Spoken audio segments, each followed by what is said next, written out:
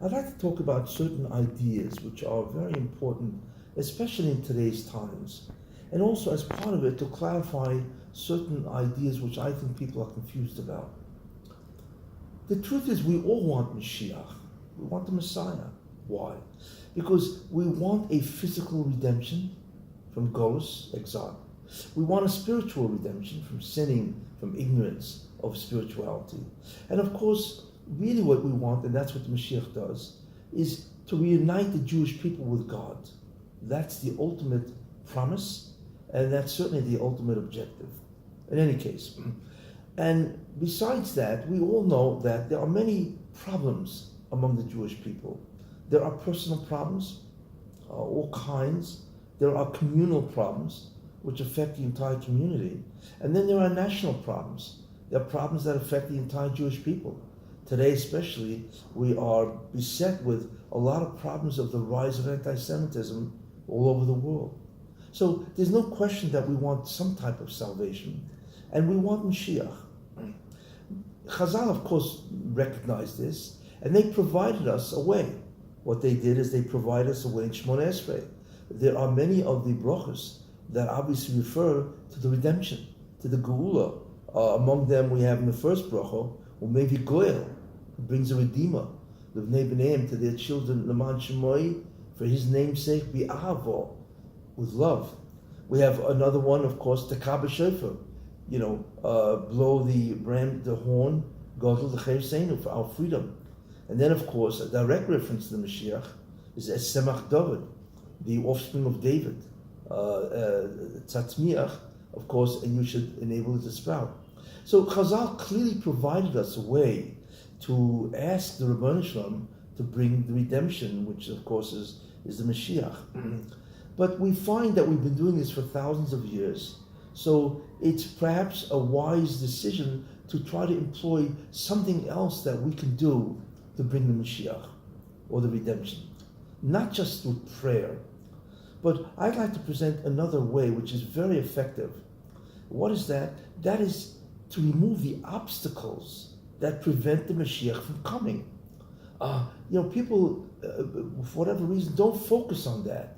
But there are sins which prevent the Mashiach from coming almost directly. What are they? One sin is called sinas chinam, baseless or groundless hatred, which we know from Chazal that destroyed the Beis Hamikdash. And the Chafetz Chaim says, and even the Gemara, that sinas chinam does prevent Mashiach from coming. This is one of the very important averos that prevent. Now, obviously, the reverse of that is avos chinam, is to love, to respect, to hold in tremendous dignity every Jewish person. And we see that because we see the Rebbeinu Shalom wants that. It says, "V'ahavta l'recha kamoicha." The Rebbeinu Shalom wants every Jew to love another Jew. Not only that, but in the same way you love yourself, which is a spectacular quality of how to love another Jew. That, of course, would produce tremendous achdus. So that's one avera, sinas chinam, that serves as an obstacle. Another one, of course, is lashon hara. When you speak lashon hara about somebody else, of course, you denigrate him. Of course, that will create sinas chinam, among many other consequences. So the Chofetz Chaim says clearly that lashon hara prevents the messianic arrival. Then there's a third mitzvah, which is very important, and that's Shmir Shabbos. Chazal tell us that if the Jews observed 2 consecutive Shabboses, Mashiach would come. Obviously, if they don't, and there's Chil Shabbos, then obviously that is one of the primary reasons why the Mashiach doesn't come.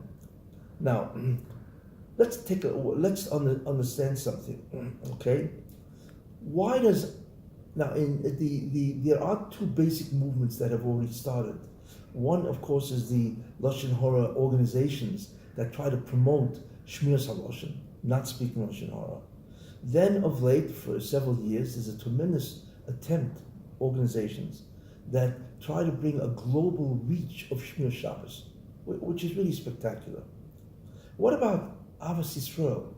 To my knowledge, there is no real organization that does that.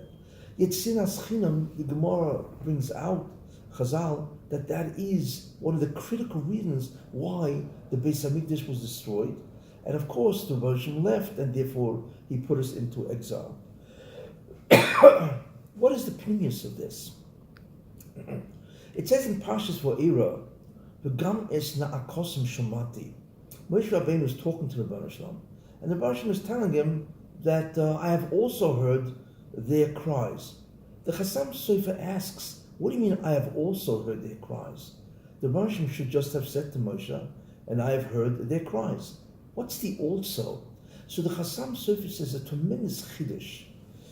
And what that is that, well, apparently what happened is that the Jews were praying, of course, to remove the tremendous bondage of Egypt. But it's interesting, they were not praying for themselves. Each Jew was praying for another Jew. That's the V'gam. In other words, just like each Jew heard the cries of his neighbor, his fellow Jew, I therefore also will hear the cries of my people. And guess what? He took them out. That's an incredible chiddush that the Chassam Sofer says. That's the mitzvah of Avos Yisrael. Because when you pray for somebody else, clearly that's a tremendous demonstration of Avos Yisrael. Therefore we see that Avos Yisrael can bring the redemption because the Rebbeinu took them out of Mitzrayim, Egypt. Not only that, but he brought them to Har Sinai and gave them the Torah, which at that time should have been the redemption. Because Moshe Rabbeinu, as Chazal say, really was Moshiach ben Yosef. The question is, why does it work? And the answer is very interesting. We say Ovinu Malkeinu, right? We say God is our Father and He's our King. What's the difference? Well, that means that the Rosh Hashanah always has two relationships to us. One is Malkeinu, He's our King. What is the relationship? That we are His subjects.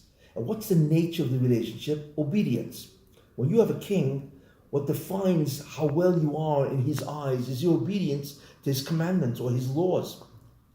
However, if you don't, observe his laws, then obviously he will enact punishments and penalties and so on. But Ovinu is different. When he's our father, he loves us no matter what we do, because that's what a father does. That's what a parent does, you see. So obviously, we would much prefer him to be Ovinu than Malkeinu, even though he's always both. But there are times when he's primarily one as opposed to the other. And we would love him to be Ovinu all the time, or most of the time. And that would endear us to him because it's his children, even if we are not obedient. That's why we really want him to be Ovinu. The question is, what determines if he's Ovinu primarily, or if he's Malkeinu primarily? And the answer is us. Midah keneged midah, measure for measure. That's how the Moshiach always works. If the Jewish people love one another, they care for one another, they are concerned for the needs of one another, then guess what? We have achdus. That's a family. If we are a family, then God is our Father. Interesting. But if the Jews don't care for one another, they disrespect one another, and even they hate one another, then we're not a family. We're just a bunch of individual people. Then the Moshiach is not our Father, because we're not a family. He is our King. And that's not good, because then he looks at our obedience to him, you see. So therefore, what we want to do is convert the relationship that the Moshiach has to us to Ovinu, not Malkeinu. And therefore, Avos Yisrael, which is Achdus, V'yohavta recha kamocha, that's the magic. That does it. And we see from Mitzrayim that the Moshiach took the Jews out. Why? Because he was their father at that moment, and not only their king, but primarily he was their father. That's a very important idea. One more place to pick, because it says, Vayichan Shom Yisrael neged Ahor, and Israel encamped opposite the mountain. This was right before Har Sinai, when they were going to receive the Torah. So Rashi says, it says Vayachnu, it should say Vayachnu, and they encamped, plural. But it says Vayichan, the singular, and he encamped, or it encamped. Why the singular? So Rashi makes a remarkable statement. He says because at Har Sinai, the Jews were Ke'ish Echad, as one man, Belev Echad, one heart. What does that mean? That was the greatest Avos Yisrael ever displayed among the Jewish people. And because of that, the Rebbe Shalom had the greatest relationship he ever had with them as a father. And guess what? He revealed himself in the greatest possible manner. The greatest redemption is not the redemption of Egypt. It is the redemption at Har Sinai, where the Rebbe Shalom revealed himself, who he really is, and his incredible love for our Klal Yisrael. That's why I say that if there is some type of a movement that would get one Jew to respect one another, to love one another, to be concerned about another, and that would create an incredible achdus, that would bring the redemption. Because that's the major impediment to the redemption itself. And therefore, I certainly would think that, encourage that if a person can be involved in Avos Yisrael and not Sinas Chinam, that would be tremendous. And I just want to mention, you could start off, you can say, well, how can I do it and love a fellow Jew? You could start off, don't hate a Jew at least. Okay, you'll have to work yourself up to loving a fellow Jew. And there are ways to do that. But at least don't despise, don't hate another Jew. And that will be an incredible, auspicious beginning of Achdus Klal Yisrael. And hopefully the Rebbe Shalom will come back as our Father and bring us a redemption, whether we deserve it or not, because that's what a father does. Hopefully he will come this year, because this year all the Jews will engage in tremendous Avos Yisrael. Thank you.